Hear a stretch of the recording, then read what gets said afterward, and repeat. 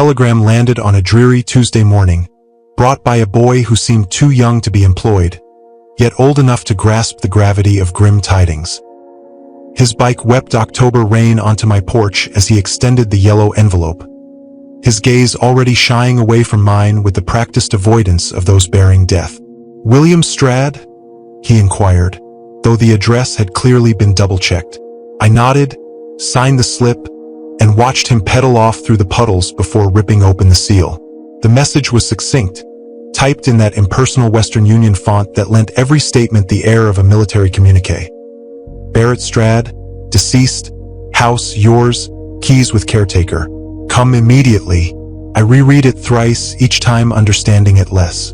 Uncle Barrett was dead. The stark efficiency of the words made that much clear.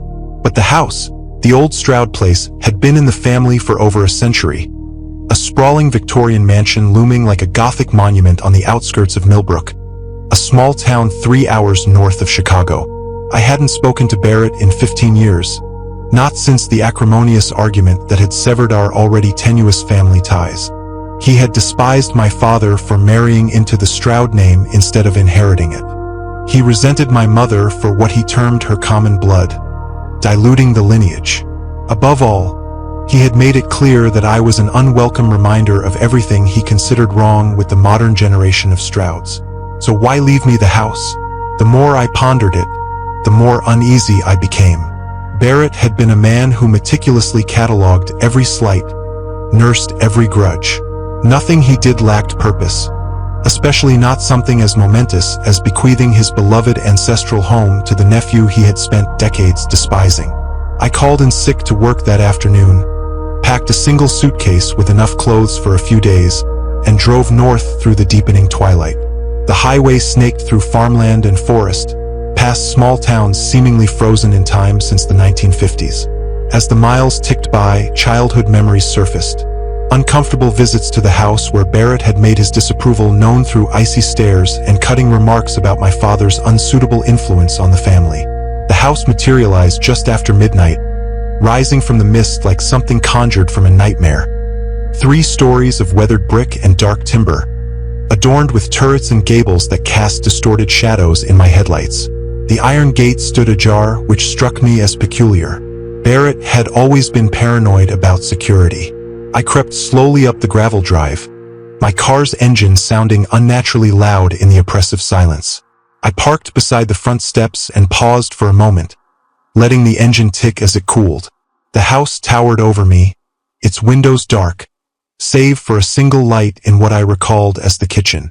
I felt watched, though I couldn't discern anyone in the windows. The sensation was so intense it raised goosebumps on my skin. The front door swung open before I could knock, startling me more than it should have. Mrs. Gale stood in the doorway, exactly as I remembered her from childhood. Gray hair pulled back in a severe bun, spotless apron despite the late hour, eyes that seemed to see more than they should. She was older now, perhaps 70, but she moved with the same careful precision that had always characterized her presence in the house. "William," she said, stepping aside to usher me inside. "I've been waiting for you, William." I picked up my suitcase and followed her inside. "I'm sorry about Uncle Barrett. I know you were with him for many years." The foyer was precisely as I remembered it. High ceilings, dark wood paneling, and the portraits of long-dead Strouds gazing down from their gilded frames. The air carried the scent of old roses mingled with something else, something that made the hairs on my arms stand on end. Dust motes danced in the light from the single lamp Mrs. Gale had left burning. 43 years, she said without inflection. "I came here as a young woman, and I suppose I'll die here as an old one. But that's neither here nor there. You must be tired from your drive." She led me through corridors that seemed longer than they should have been, past rooms filled with furniture shrouded in white sheets like ghosts. The library with its floor-to-ceiling bookshelves, the parlor where Barrett had once lectured me about family honor, the dining room with its massive table that could seat 20. Everything was exactly as I remembered it, yet somehow altered, as if the house itself had subtly shifted. "I've prepared the blue room for you," Mrs. Gale said as we ascended the main staircase. "It's where your mother used to stay when she visited as a girl." I thought you might find it comfortable, William. The blue room was on the second floor, overlooking the garden. Mrs. Gale had indeed made it comfortable. Fresh linens on the four-poster bed, a fire crackling in the small fireplace, and a tray with tea and sandwiches waiting on the bedside table. It was more warmth than I'd expected from this cold house. "There's something else," Mrs. Gale said as I placed my suitcase on the bed. She reached into her apron pocket and produced a folded piece of paper. "Your uncle left this for you. He was quite specific that you should read it tonight before you sleep." I took the paper, feeling its weight in my hand. It was thick stock, expensive, and it was sealed with red wax. My name was written across the front in Barrett's precise, angular handwriting. "What is it?" I asked, but Mrs. Gale was already moving toward the door. "Rules, Mr. Strad. This house has always had rules. Your uncle understood their importance, even if he didn't always follow them. Your uncle left this for you. He was quite specific that you should read it tonight before you sleep." I took the paper, feeling its weight in my hand. It was thick stock, expensive, and it was sealed with red wax. My name was written across the front in Barrett's precise, angular handwriting. "What is it?" I asked, but Mrs. Gale was already moving toward the door. "Rules, Mr. Strad. This house has always had rules. Your uncle understood their importance, even if he didn't always follow them." She paused in the doorway, her expression grave. "I strongly suggest you read them carefully and follow them exactly." After she left, I sat on the edge of the bed and broke the wax seal. Inside was a single sheet of paper covered in Barrett's meticulous script. The Stroud House rules. Always keep a candle burning at the hearth after dusk. Do not sleep in the master bedroom before Sunday dawn. Never look into the mirror in the attic after sundown. If you hear knocking from behind a closed door, do not answer. Accept food only from Mrs. Gale's kitchen, never from the dumb waiter. Speak aloud your own name when opening any locked interior door. If the house grows absolutely silent, stand still and recite the family motto aloud. If you feel watched in the portrait gallery, leave immediately. Do not look at any painting's eyes until sunrise. William, these rules were not written by me, but by those who came before. They are not suggestions or old wives' tales. They are the price of survival in this house. Follow them, and you may live to understand why the Stroud line has endured. Ignore them, and you will learn why so many branches of our family tree have been cut short. The house remembers everything, nephew. Every slight, every betrayal, every drop of Stroud blood spilled within these walls. It has been waiting for you, Barrett. I read the list several times, each pass making it seem more absurd. Rules for living in a house. It sounded like the ravings of a madman, or perhaps Barrett's final cruel joke. But there had been something in Mrs. Gale's manner, something in the way she'd spoken of the rules that suggested she took them very seriously indeed. I was exhausted from the drive, but sleep seemed impossible. The house felt alive around me, settling and creaking in ways that seemed too deliberate to be random. I decided to explore, to reacquaint myself with the place that was now apparently mine. The hallways were dimly lit by old electric sconces that cast more shadows than light. Every room held memories, some pleasant, most uncomfortable. The music room with its grand piano, keys yellowed with age. The conservatory, where moonlight filtered through dirty glass and cast strange patterns on the floor. The library, where Barrett had once caught me reading a book he deemed inappropriate for a Stroud. Everywhere I went, I felt watched, not by human eyes, but by something else, something that moved in the shadows just beyond my vision. More than once, I turned quickly, certain I had seen movement in my peripheral vision, only to find empty space. It was in the portrait gallery that the feeling became almost unbearable. The long hallway was lined with paintings of Stroud ancestors, their eyes seeming to follow my movement. I recognized some of them from family stories. Great-grandfather Josiah, who had built the house in 1847. Aunt Millicent, who had never married and had spent her final years talking to rooms she insisted weren't empty. And there, at the end of the hall, was Barrett himself, painted just a few years ago. His portrait was different from the others somehow. While the older paintings had a faded, distant quality, Barrett's seemed almost alive. His eyes held the same cold intelligence I remembered from life, and his lips were curved in the faintest suggestion of a smile. I found myself backing away from it, my heart pounding for reasons I couldn't explain. The feeling of being watched was so strong, I had to leave the gallery immediately. I practically ran back to the blue room, my footsteps echoing in the empty halls. Once inside, I locked the door and leaned against it, breathing hard. It was nearly 3 o'clock in the morning when I finally tried to sleep. I had built up the fire and lit a candle from the flames, remembering the first rule. The candle sat in a brass holder on the nightstand, its flame dancing in the draft from the old windows. I was just drifting off when I heard it. 3 soft knocks on the door. My eyes snapped open. The knocks came again, patient and measured, as if whoever was outside had all the time in the world. "William." The voice was Barrett's, as clear as if he were standing just outside the door. "William, let me in. We need to talk." My blood turned to ice. Barrett was dead. I had seen the telegram, spoken to the funeral director. This was impossible. But the voice came again, more insistent now. "William, don't be foolish. This is my house. You're a guest here, and guests should show proper respect to their hosts."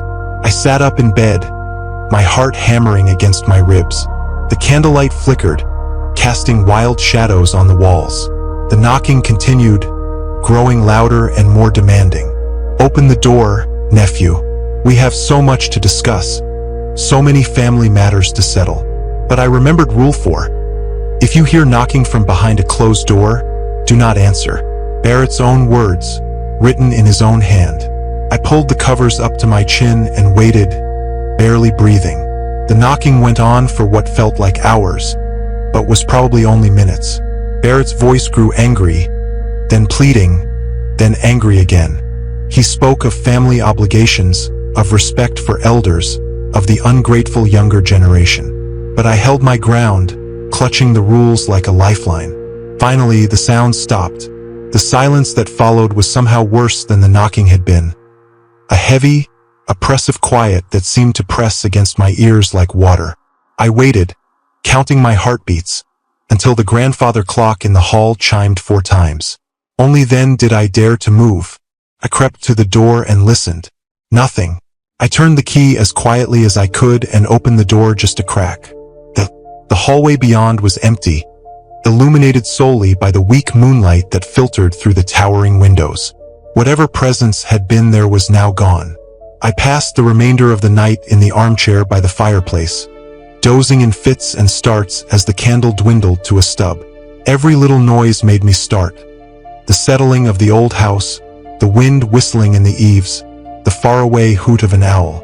When dawn finally arrived, painting the room with hues of gold and soft pink, I felt as though I had come through some kind of ordeal. Mrs. Gale discovered me there when she came with breakfast, still in my clothes, the candle completely burned out in its holder. "You followed the rules," she stated, placing the tray on the small table near the window. It wasn't a question she asked.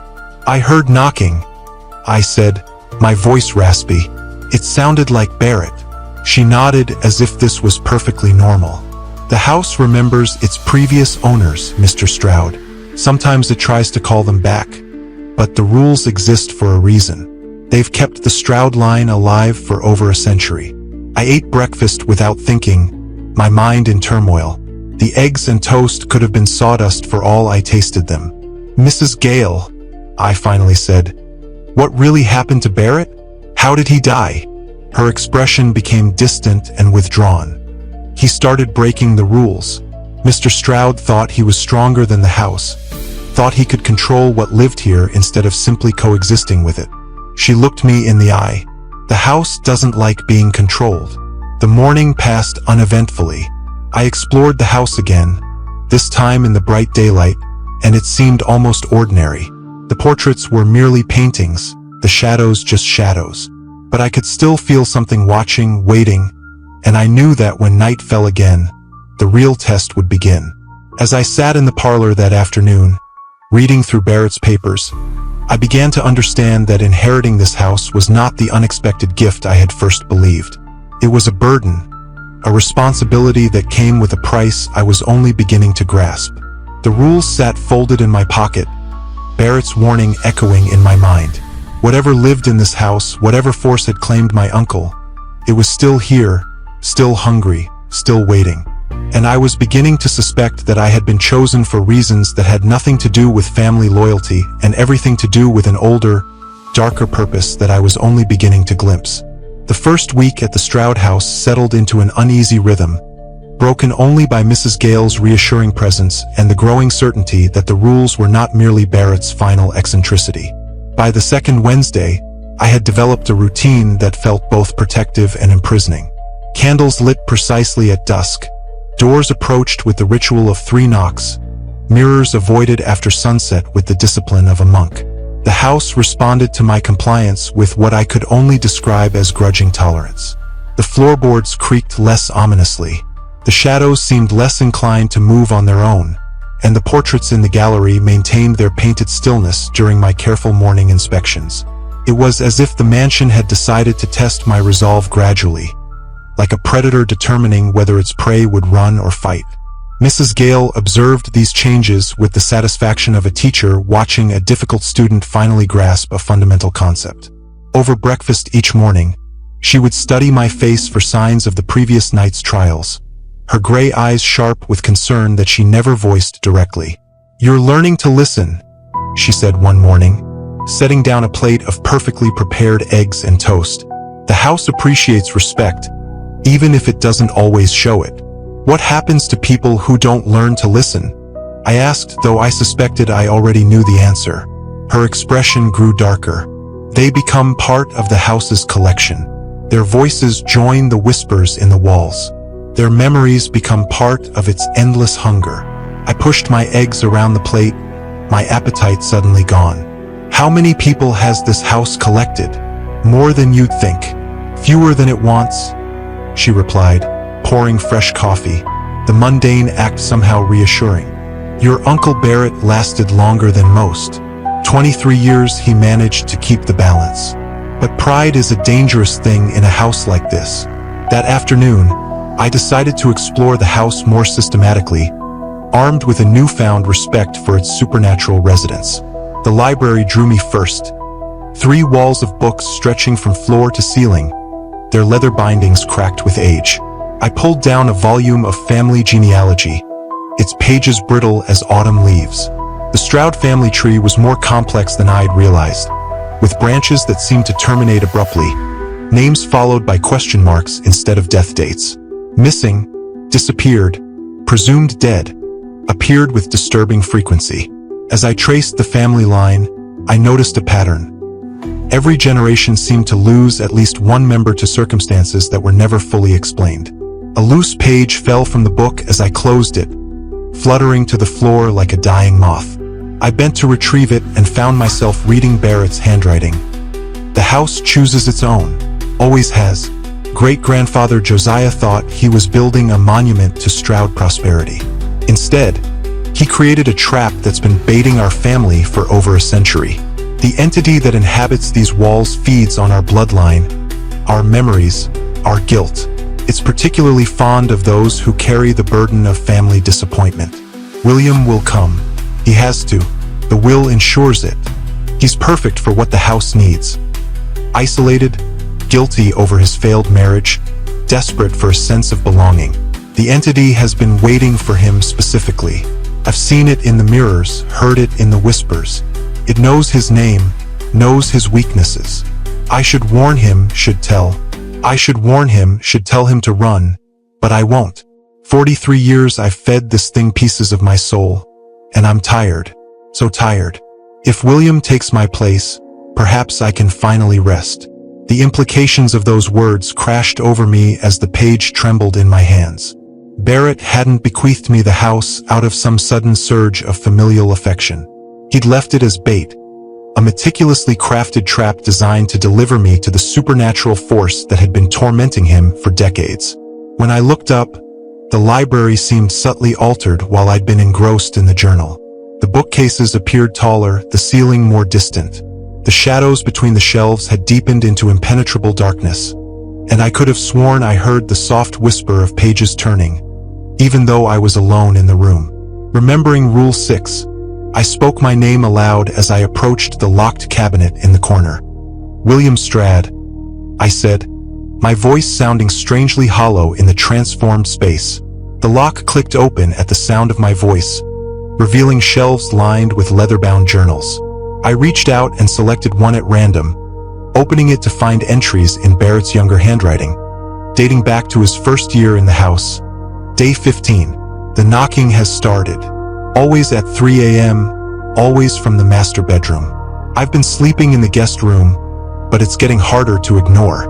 The voice sounds like Father, but Father's been dead for 10 years. Day 23. Mrs. Gale gave me a list of rules today.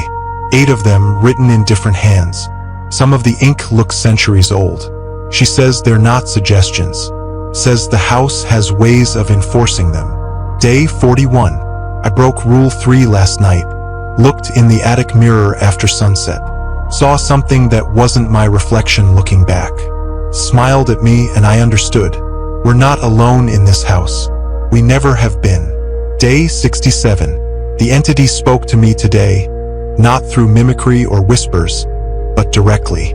It explained the arrangement. Every generation, it chooses one Stroud to serve as its anchor to the living world. In exchange, it allows the family line to continue. Day 156. I've been researching the family history, the disappearances, the mysterious deaths, the members who simply vanished. They all refused to accept the role. The entity doesn't kill them exactly. It absorbs them, adds their essence to its own. They become part of the house's memory, conscious but powerless. Day 1247. I understand now why the rules exist. They're not just protection. They're training, teaching the chosen anchor how to coexist with the entity without being consumed. Follow them perfectly, and you maintain your independence. Break them, and you become food. Day 15,695. I'm dying. The cancer is spreading, and I have perhaps 6 months left. I should choose my successor carefully, someone strong enough to maintain the balance. Instead, I'm going to choose William. He deserves to understand what it means to be a Stroud. I closed the journal with trembling hands, Barrett's bitter revelation settling like lead in my stomach. The house hadn't simply been waiting for me. It had been preparing for me, learning my habits and vulnerabilities through Barrett's observations during my childhood visits. As the afternoon light began to fade, I made my way back to the main floor, but the house felt different now, almost more alive. The corridors seemed to stretch out longer than they should have, and I found myself taking wrong turns in passages I'd walked dozens of times before.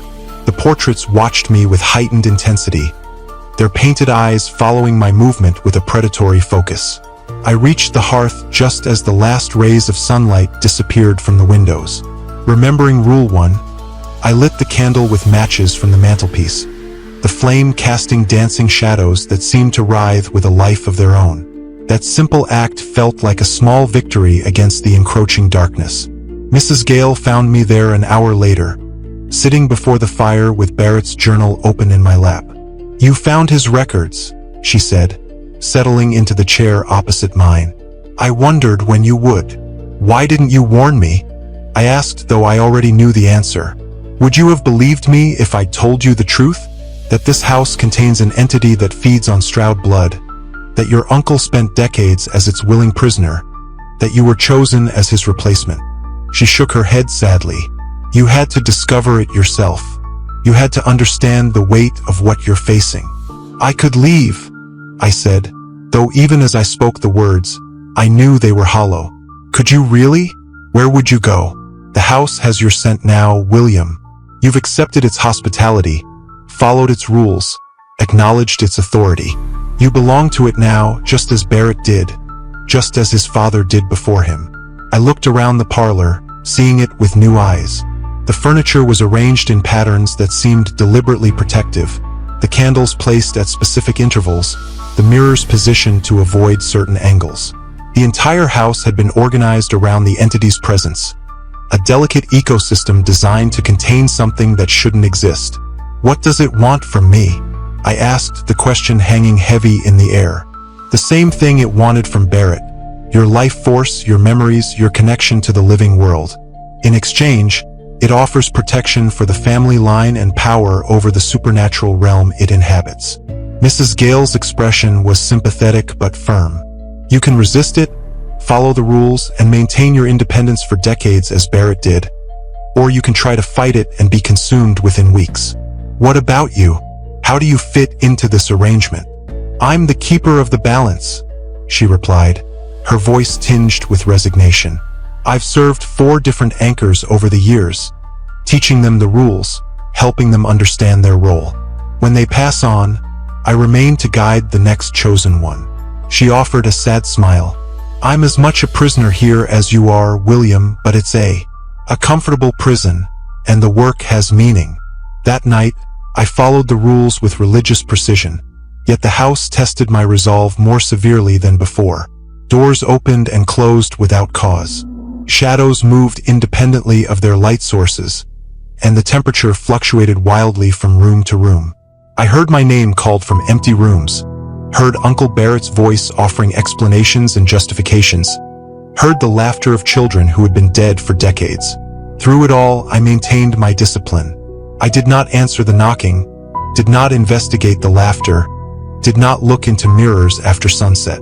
I spoke my name when entering locked rooms, kept the hearth candle burning, and remained vigilant against the house's increasingly sophisticated attempts to break my resolve. By dawn, I was exhausted, but alive. More importantly, as I was beginning to understand the rules not as arbitrary restrictions, but as a complex system of negotiation with an entity that was far older and more powerful than I had imagined. Mrs. Gale brought breakfast with her usual efficiency, but I noticed she seemed more alert than usual, her eyes constantly scanning the room as if watching for threats I couldn't perceive. It's testing you more aggressively, she observed, setting down a plate of fresh pastries. That's actually a good sign. It means but William are strong enough to be worth the effort. What happens if I fail the test? Then you join the collection, and the Stroud house begins hunting for a new anchor. But I don't think but William will fail William Strad.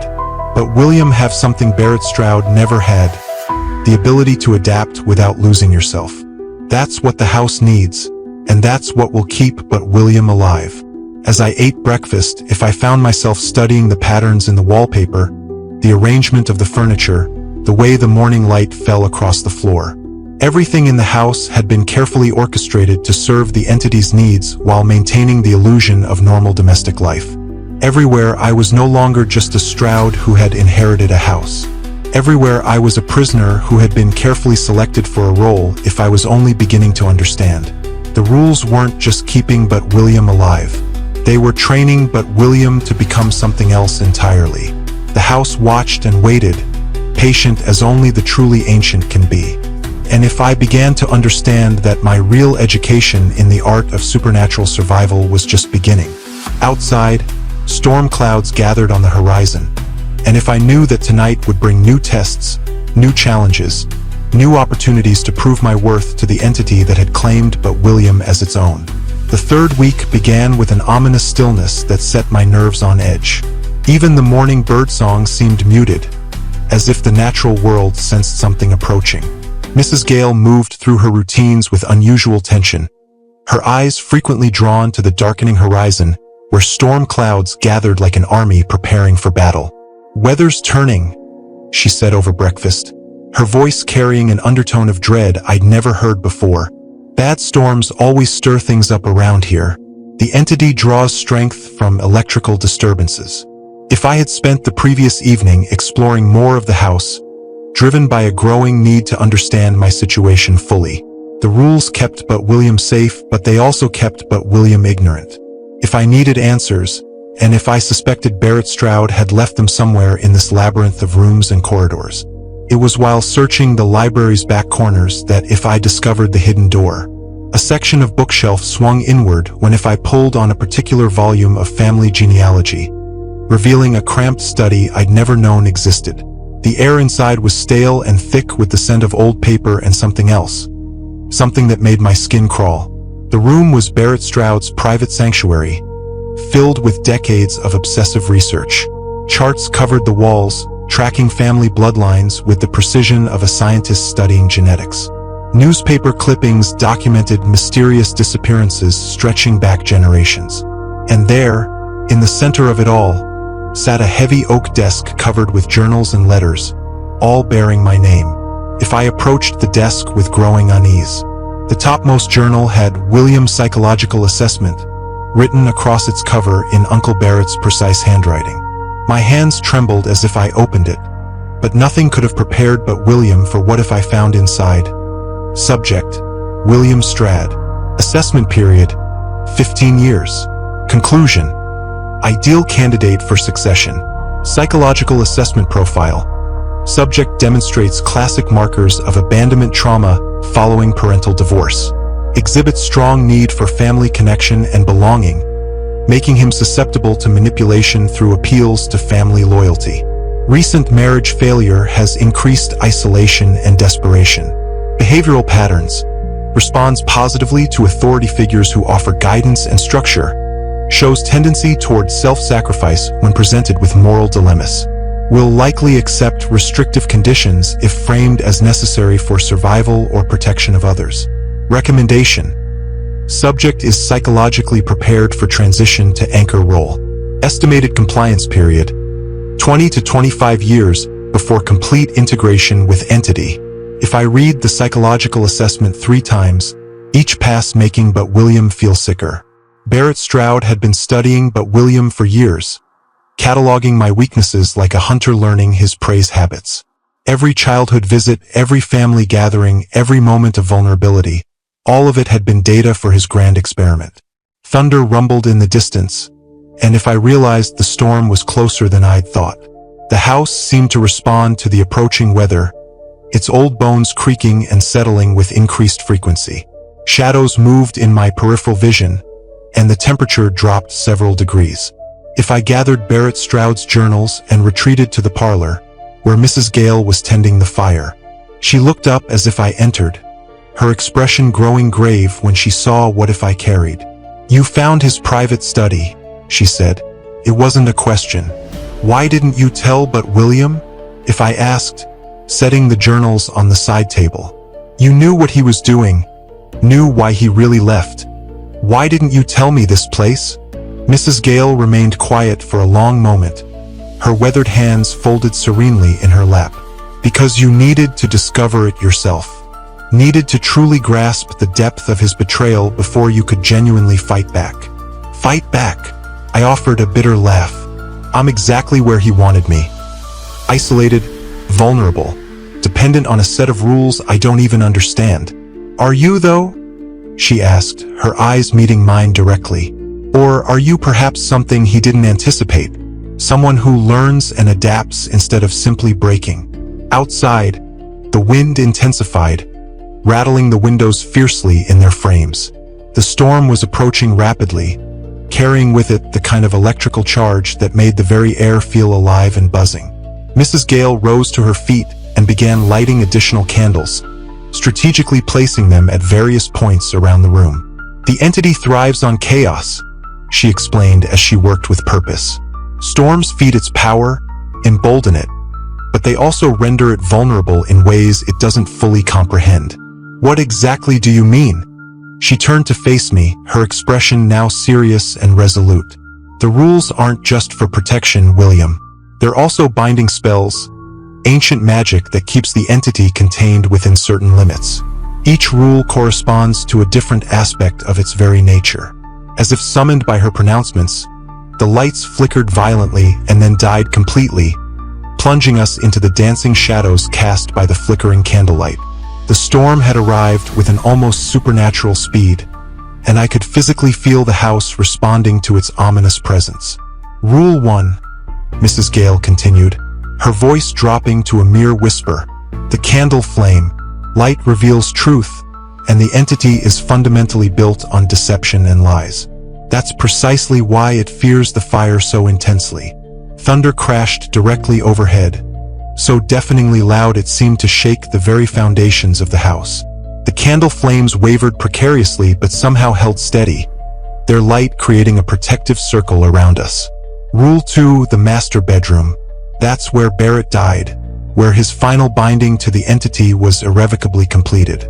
It's the primary source of its power within this house. The knocking commenced then, not the gentle tapping I'd grown accustomed to over the past weeks, but a thunderous pounding that seemed to emanate from every single door in the house simultaneously. The sound was utterly overwhelming, a cacophony of insistent demands that made my teeth ache with a dull, throbbing pain. Rule 4, I stated, gripping the arms of my chair tightly. Don't ever answer the knocking. That's absolutely correct, Mrs. Gale affirmed, but her voice was noticeably strained with apprehension. But this feels different somehow. It's not just knocking anymore. It's actively testing every barrier, every protection, all at once. The pounding persisted relentlessly for several long minutes, growing exponentially in intensity, until the very walls themselves began to shake and shudder. Books tumbled violently from shelves, picture frames rattled against the walls, and I could have sworn I distinctly heard the sound of wood splintering somewhere deep within the labyrinthine structure of the house. Then, suddenly, everything went completely silent.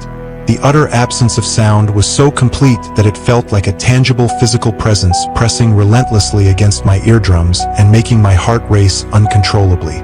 Rule 7, I whispered, rising slowly to my feet. Mrs. Gale stood as well, and together we spoke the family motto into the unnatural quiet that surrounded us. Fortuna fortis fave. The Latin words seemed to hang suspended in the air, echoing strangely in the profound silence. For a long moment, nothing happened at all. Then, slowly and gradually, the normal, everyday sounds of the house began to return. The soft whisper of wind through the eaves, the distant rumble of thunder moving further away, the gentle crackle of the fire in the hearth. It's testing your knowledge, Mrs. Gale said, settling back into her chair with a sigh. Seeing just how well you truly understand the rules when placed under extreme pressure. But there's definitely more to it than just that, I said, the pieces of understanding starting to slowly fall into place within my mind. These aren't just mere survival instructions. They're actually negotiations of some kind.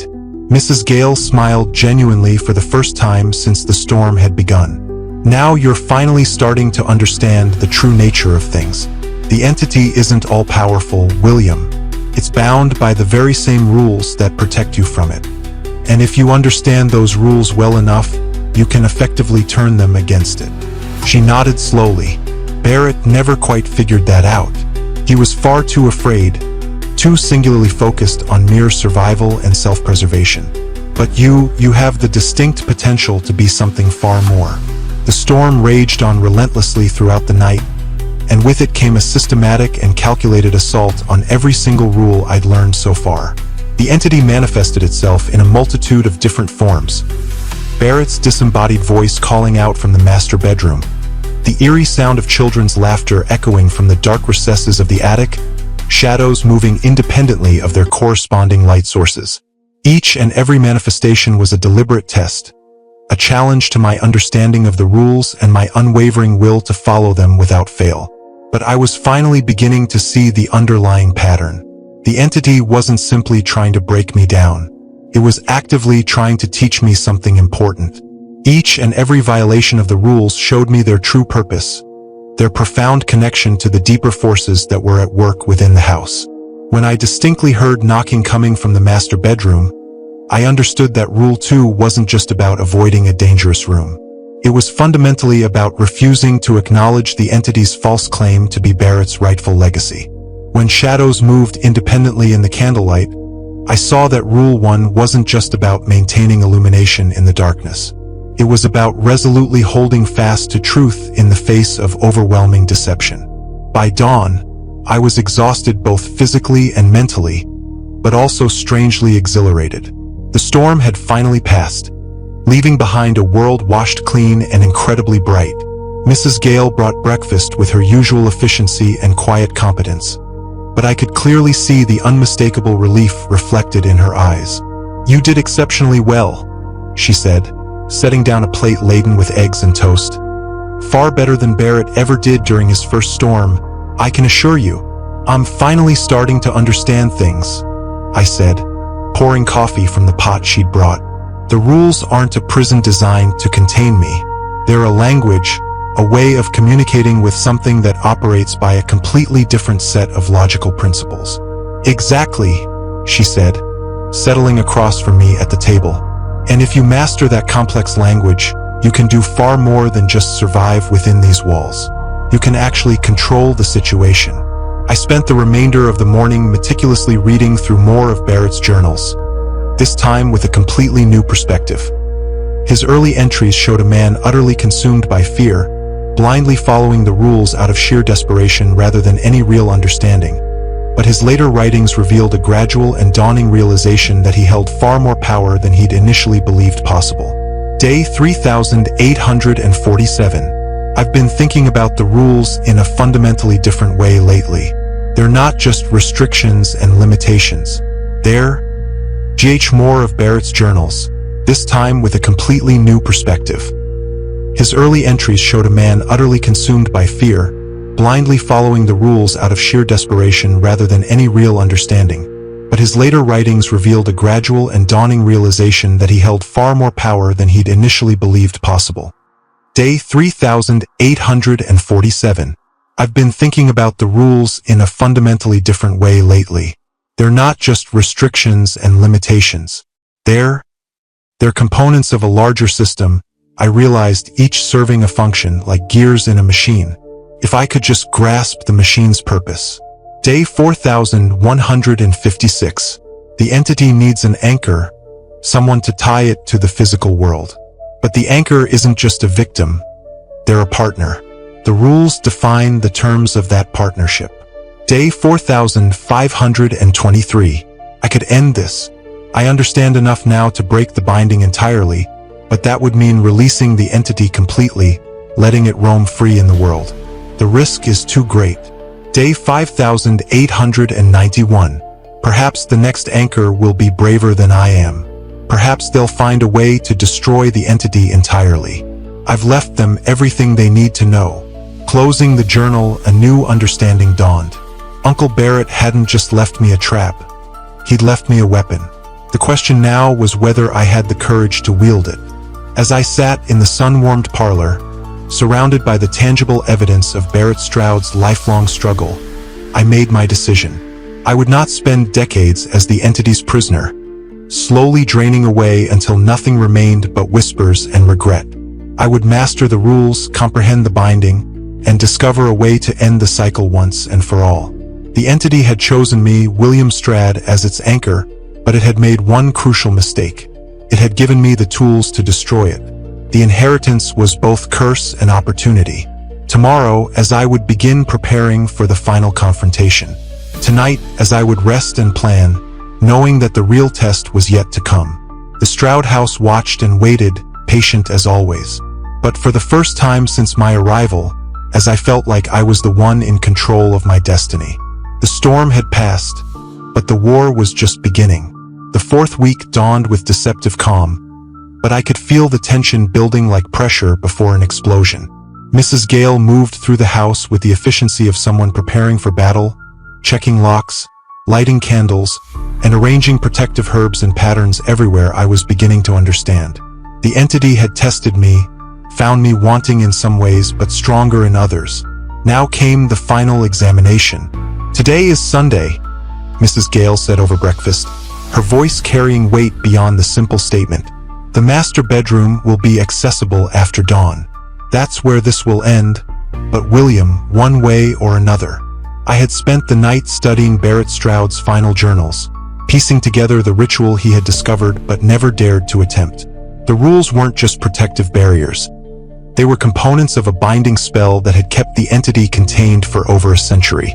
But if those rules were broken in the correct sequence in the right location, the binding would turn inward, forcing the entity to consume its own anchor. Barrett's room, as I said, understanding flooding through me. Rule 2, the master bedroom is off limits before Sunday dawn because that's where his essence is strongest, where his connection to the entity is anchored. Mrs. Gale nodded grimly. And where the binding can be reversed. But William, you must understand. What you're planning is dangerous beyond measure. If you fail, the entity won't just claim you. It will be free to roam the world, unfettered by the rules that have contained it. And if I succeed, you break the cycle. The entity will be destroyed. The house will be free, and the Stroud line will finally be released from its curse. She met my eyes. But success requires perfect understanding of the rules and absolute commitment to the ritual. One mistake, one moment of doubt, and you'll join Uncle Barrett in eternal servitude. I spent the morning preparing, gathering the items I would need for the confrontation. Uncle Barrett's final confession, written in his own hand, the original family motto carved into a piece of wood from the house's foundation, candles made from beeswax and blessed salt, and most importantly, the mirror from the attic, the one that Rule 3 warned against looking into after sundown. The mirror was heavier than I expected, its silver surface clouded with age and something else that made my skin crawl. As I carried it down to the master bedroom, I could feel the entity's attention focusing on me with predatory intensity. The Stroud house itself seemed to hold its breath, waiting to see what I would do. The master bedroom door stood unlocked for the first time since my arrival. The room beyond was exactly as Uncle Barrett had left it. Heavy furniture draped in dust covers, windows sealed shut, and the overwhelming scent of death and decay. But it was the portrait above the fireplace that drew my attention. A painting of Uncle Barrett in his prime, eyes alive with intelligence and something that might have been hope. I began the ritual as the sun reached its zenith, following the precise instructions Uncle Barrett had left in his final journal. The mirror went opposite the portrait, creating a line of reflection between Barrett Stroud's painted image and the silvered glass. The candles formed a perfect octagon around the room, their flames steady in the airless space. And at the center of it all, I placed Uncle Barrett's confession, the document that would serve as the focal point for the binding's reversal.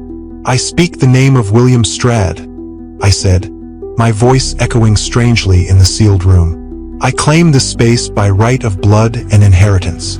I call upon the binding that has held this house for generations, and I demand an accounting." The response was immediate and overwhelming. The entity manifested, not as a whisper or shadow, but as a physical presence that filled the room with malevolent intelligence. It spoke in Uncle Barrett's voice, but the words carried harmonics that no human throat could produce. "You dare challenge the compact, boy? You dare threaten the arrangement that has kept your bloodline alive for over a century?" "I dare more than that," I replied. "I dare more than that," I replied, my hand moving to the first candle. "I challenge the very foundation of your power. Rule 1. The candle flame reveals truth, and the truth is that you are not the master here. You are a prisoner, just as we have been prisoners." With deliberate precision, I extinguished the candle. The entity's roar of rage shook the walls, but I pressed on, moving to the second candle. Rule 2. The master bedroom is forbidden because it is the seat of your power, but power built on deception cannot stand against truth. The second flame died beneath my breath. The entity's form began to shift and change, cycling through the faces of every Stroud it had claimed over the years. Barrett, his father, his grandfather, dozens of ancestors stretching back to the Stroud house's founding. Each face bore the same expression of desperate hunger. Rule 3. The mirror reveals your true nature, not our fears. I positioned myself between the portrait and the mirror, creating a perfect line of reflection. Rule 4.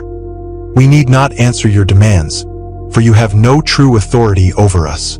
The third and fourth candles died, and with them, the entity's ability to maintain its human facade. It revealed itself as it truly was, a writhing mass of shadow and hunger, composed of stolen memories and consumed souls. But even in its revealed form, I could see the weakness Barrett had discovered. It was not self-sustaining. It required constant feeding, constant renewal, constant connection to the living world. Rule 5. We reject your false nourishment, your contaminated gifts. The fifth candle guttered out. Rule 6. I speak my true name, not the names you have given me. I am William Stroud, and I claim my inheritance.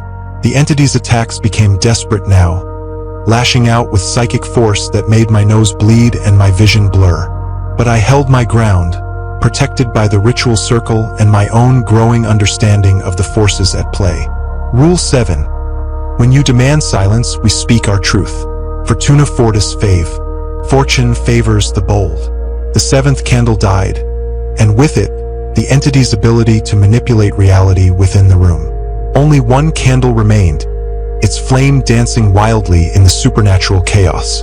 The entity pressed against the barrier of the ritual circle, its form becoming more solid and threatening with each passing moment. Rule 8. We do not look away from truth, no matter how terrible. I faced the mirror directly, seeing not my own reflection, but the entity's true history. It had been human once, a Stroud ancestor who had made a bargain with forces beyond understanding. In exchange for power and longevity, it had agreed to consume its own bloodline, generation after generation, until nothing remained but endless hunger. Barrett Stroud, I said, lifting his confession from the center of the circle. You left this Stroud house to me not as a gift, but as a trap.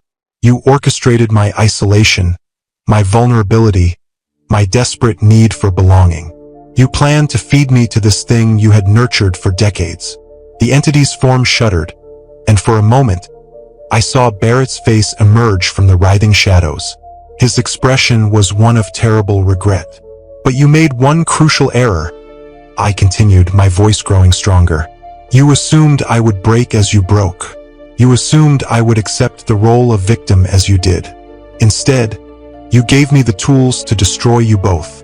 I began to read Barrett's confession aloud, his own words becoming the instrument of his destruction. With each sentence, the entity's form grew more solid, more concentrated. It was being forced to consume its own anchor, to absorb the essence of the man who had fed it for so long. I, Barrett Stroud, do confess that I have willingly served the entity that inhabits this Stroud house. I have fed it the souls of my own family, sacrificed my own nephew to preserve my wretched existence. I have bound myself to this creature through cowardice and selfishness, and I deserve whatever fate awaits me. The entity's screams reached a crescendo as it consumed Barrett's essence, the portrait above the fireplace beginning to smoke and blacken. But with each piece of Barrett it absorbed, it grew weaker, more concentrated, more vulnerable. I call upon the binding that has held this Stroud house, I shouted over the supernatural chaos. I invoke the compact that has governed the Stroud line for generations. By the rules that have contained you, by the blood that has fed you, by the laws that have bound you, I command you to consume your own foundation. The final candle exploded in a shower of wax and flame, and the entity's form collapsed inward like a dying star. The mirror cracked from edge to edge, its surface reflecting not the room, but an endless void. The portrait crumbled to ash, taking with it the last physical anchor that had kept the entity tethered to the world. The silence that followed was absolute, not the oppressive quiet of supernatural manipulation, but the clean silence of a Stroud house finally at peace. Sunlight streamed through the windows as the heavy curtains fell away, revealing a room that looked ordinary for the first time in decades. I stood in the ruins of the ritual circle, exhausted but victorious. The entity was gone, not banished, but destroyed, consumed by its own hunger until nothing remained but empty air. The Stroud house itself felt different, lighter, cleaner, free from the malevolent presence that had haunted it for so long. Mrs. Gale found me there an hour later, sitting amid the debris of broken candles and scattered ash. Her face showed relief mixed with sorrow, as if she had lost an old enemy who had also been a companion. It's over, she said simply. I can feel it. The binding is broken. The entity is destroyed. The Stroud house is free, and the Stroud line released from its curse. You can leave now, William. You can live your own life, make your own choices without the weight of family obligation or supernatural servitude. I nodded, but I wasn't ready to leave just yet. There was still work to be done, still justice to be served. Uncle Barrett had orchestrated my suffering, but he had also accumulated a considerable fortune during his years of service to the entity. It seemed only fitting that his wealth should go to those he had despised most. Over the following weeks, I worked with lawyers and financial advisors to ensure that Uncle Barrett's estate would be distributed according to my wishes rather than his. The cousins he had scorned, the distant relatives he had dismissed as common, the charitable organizations he had refused to support, all of them would benefit from his hoarded wealth. Mrs. Gale chose to remain at the Stroud house, claiming it felt more like home than prison now that the entity was gone. I left her with enough money to maintain the property and the promise that she would always have a place in the Stroud family, whatever form that family might take. As for I packed my belongings and prepared to return to the world I had left behind. The Stroud house that had been my prison for a month now felt like just another building, impressive but no longer threatening. The portraits were just paintings, the shadows just shadows. The sounds were just the normal settling of old wood and stone. But as I loaded my car for the final time, I found myself looking back at the Stroud house with something approaching gratitude. It had been a trap, yes, but it had also been a test. It had stripped away my illusions about family and belonging, but it had also shown me strengths I hadn't known I possessed. The entity had chosen me as its victim, but I had chosen to be its destroyer. Uncle Barrett had planned my downfall, but I had engineered his ultimate defeat. The Stroud house had been my prison, but I had made it my weapon. As I drove away from the Stroud place for the last time, I carried with me the knowledge that some prisons can only be escaped from the inside, and some battles can only be won by those who understand that victory sometimes requires the courage to burn down everything you thought you wanted. The inheritance had been both curse and opportunity. I had claimed my birthright, not through acceptance of the family's dark legacy, but through the complete destruction of everything that legacy represented. Behind me, the Stroud house stood empty and clean, its windows reflecting the morning sun like welcoming eyes. The Stroud curse was broken, the entity destroyed, and the future was mine to write. I had survived, not by following the rules, but by understanding them well enough to break them on my own terms. And in that understanding, I had found a freedom that no inheritance could have provided. The freedom to choose my own path, unburdened by the weight of family expectation or supernatural obligation. The road ahead was long and uncertain, but it was mine to travel, and that, perhaps, was the greatest inheritance of all.